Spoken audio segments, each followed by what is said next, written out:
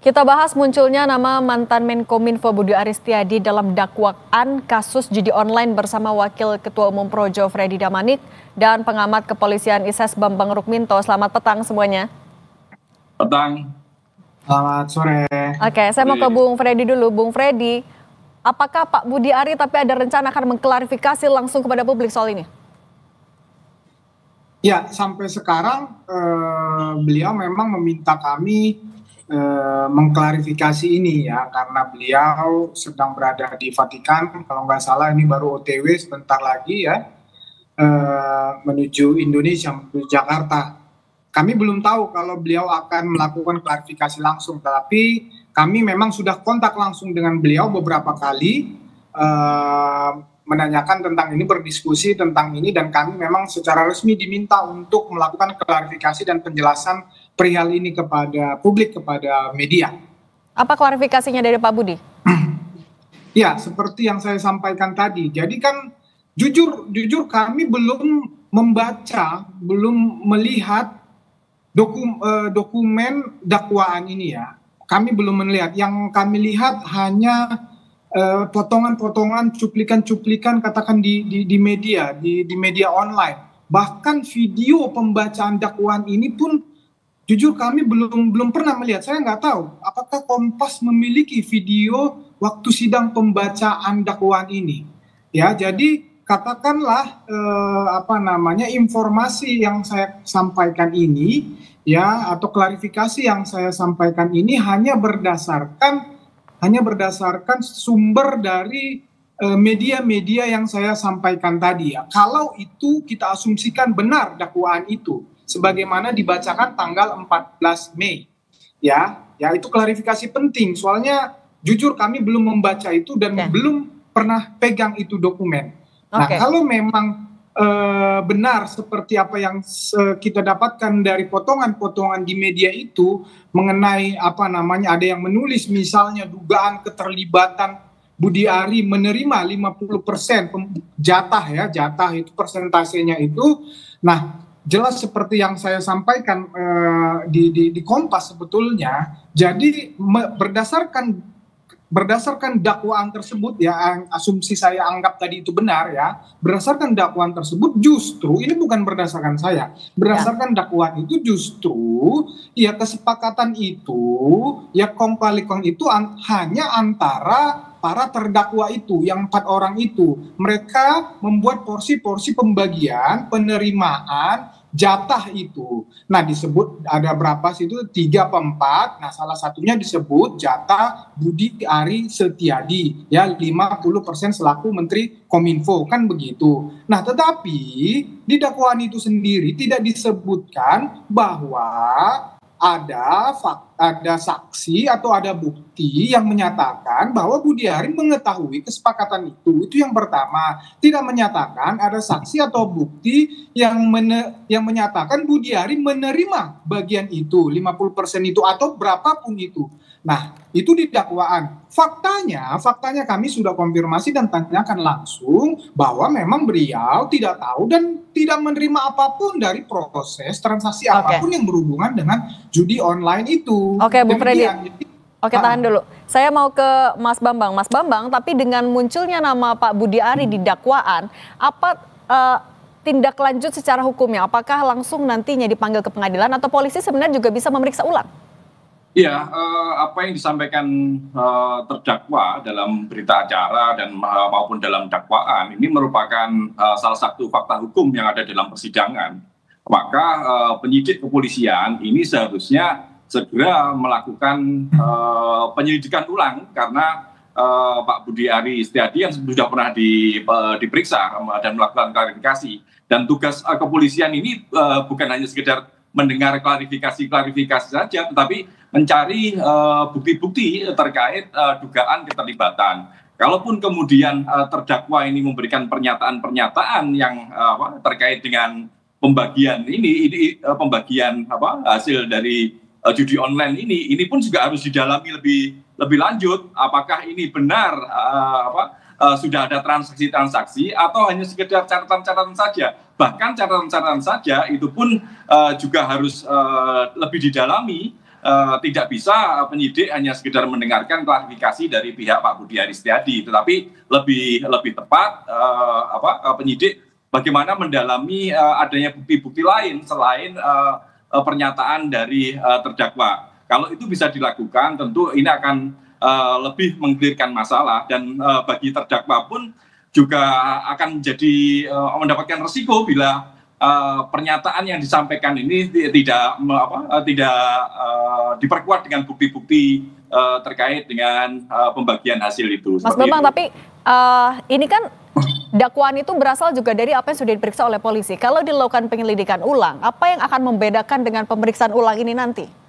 Ya, yang membedakan tentu karena ini sudah menjadi fakta hukum di persidangan, itu bisa menjadi alat bukti petunjuk.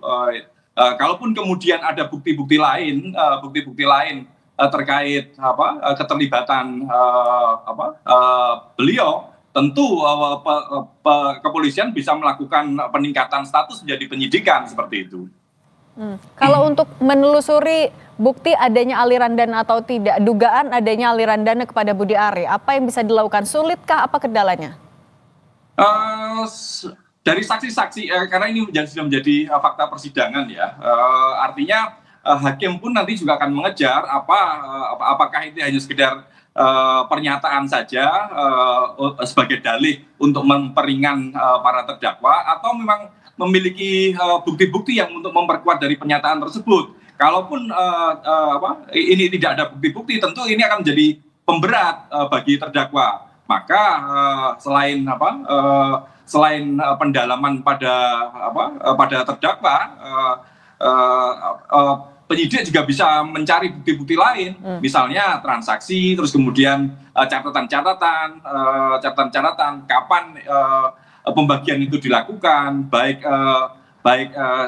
berupa kesepakatan yang termasuk Pak Budi Aris Setiadi mungkin mengikuti pernyataan tersebut, bisa melalui penyelidikan rekam jejak digital misalnya, seperti itu. Dan yang lebih penting adalah transaksi itu sudah dilakukan atau belum, seperti itu. Kalau belum dilakukan, tentu akan memperlemah kesaksian dari para terdakwa. Oke, Bung Freddy, Anda meyakini kalau Pak Budi Ari memang tidak tahu sebenarnya, tapi apabila memang perlu adanya penyelidikan ulang, Anda bisa meyakinkan publik juga bahwa Pak Budi Ari akan siap untuk diperiksa lagi?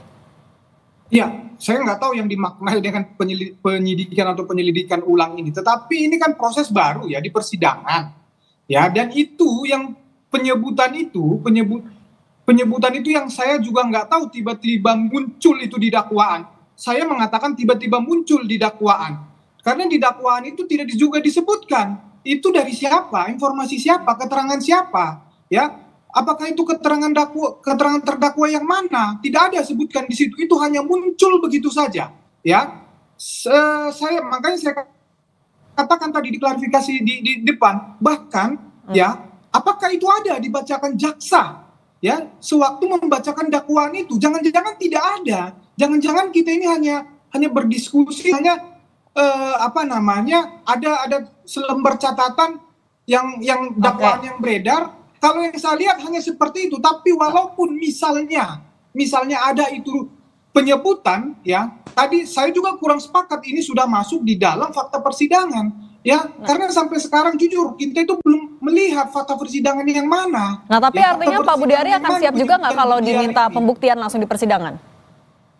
Iya, seandainya memang ini bergulir masuk proses pembuktian, dan memang misalnya ada terdakwa yang mengatakan hal tersebut, kemudian hal tentang pembagian tersebut Budi Ari menerima, Budi Ari mengetahui kesepakatan tersebut, dan kemudian ya Budi Ari diperlukan untuk dimintai keterangannya juga sebagai saksi, Budi Ari pasti siap hadir di persidangan. Budi Ari juga punya kepentingan ini menjadi terang benderang. Ya, namanya juga harus dibersihkan justru melalui proses hukum ini. Kalau memang itu ada, justru kami masih ragu bahwa penyebutan Budi Ari itu ada oleh para terdakwa ini.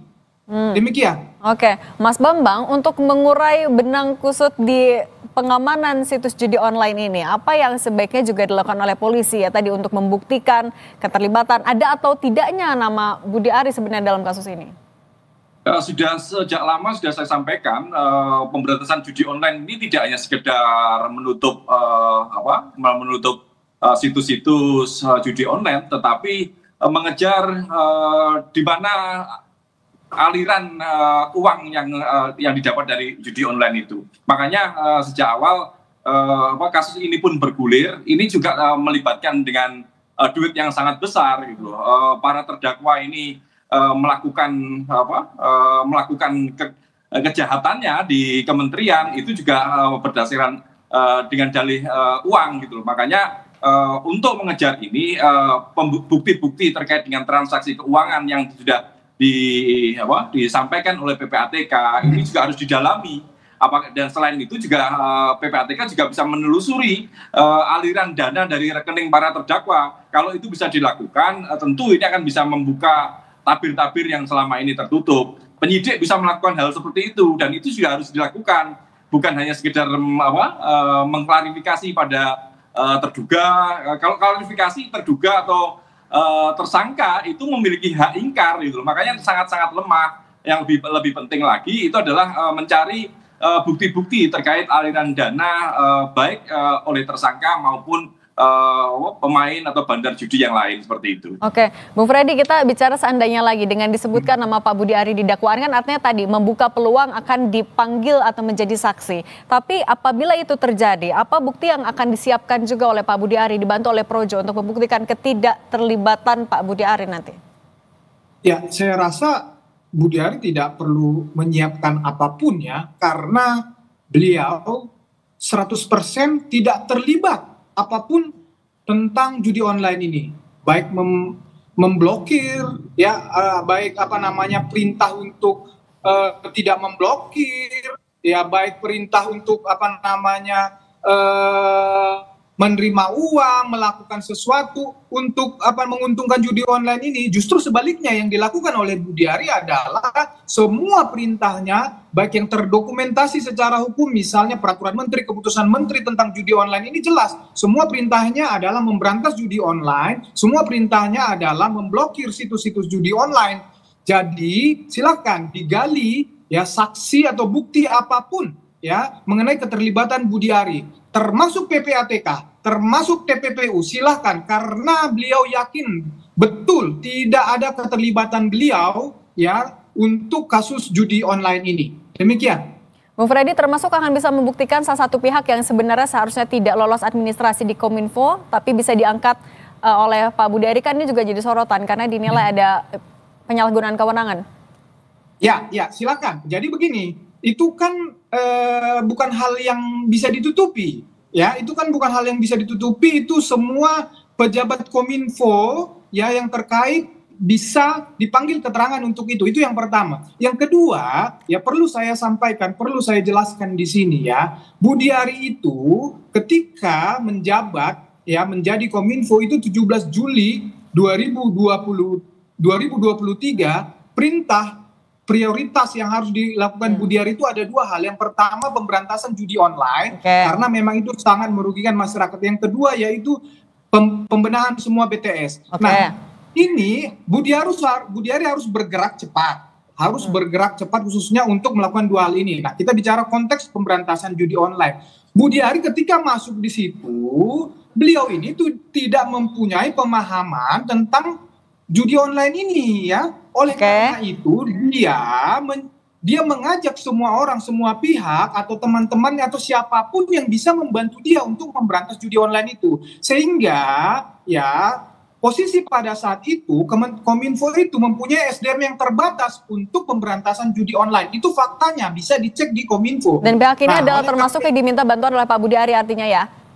Nah, jadi ketika dibutuhkan SDM itu, maka ada yang menawarkan, termasuk teman beliau. Jujur teman beliau si Tony ini dia adalah teman, ya si Zulkarnain ini dia teman, menawarkan si Aka ini. Nah, si Aka ini kemudian mempresentasikan kemampuannya. Nah ini bukan hanya di hadapan Budiari, tetapi di hadapan seluruh pejabat Kominfo. Nah, adalah diskusi. Kalau diangkat menjadi tenaga ahli, ya syaratnya tidak memenuhi karena ijazah.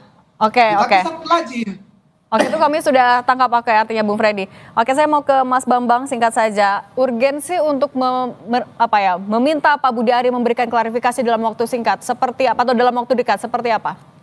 Ya, ini sangat penting sekali ya. Sesuai dengan komitmen dari Presiden Prabowo untuk melakukan menjanjikan pemerintahan yang bersih.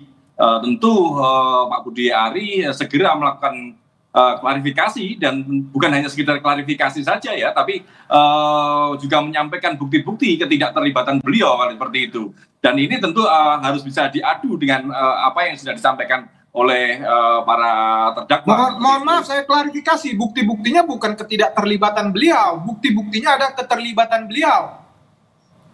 Iya, bukti-buktinya harus keterlibatan beliau. Kalau ketidakterlibatan beliau, memang Budiari tidak terlibat. Justru buktikan dia terlibat. Ini framingnya jangan dibalik-balik. Gitu. Maksud saya, Pak Budiari Setiadi itu yang menyampaikan bukti-bukti, bukan dari kepolisian gitu. Kalau Pak Budiari yang mendatangi kepolisian atau mau mendatangi kejaksaan seperti itu. Kalau kepolisian sudah menjadi kewajiban kepolisian mencari barang bukti. Seperti betul itu. Iya betul. Tapi Budiari tidak terbukti, tidak ada saksi, tidak ada fakta apapun mengenai keterlibatannya. Jadi tidak perlu Budiari itu melakukan... Mas Freddy, apa yang disampaikan terdakwa dalam BAP itu tentu harus didalami oleh pihak kepolisian.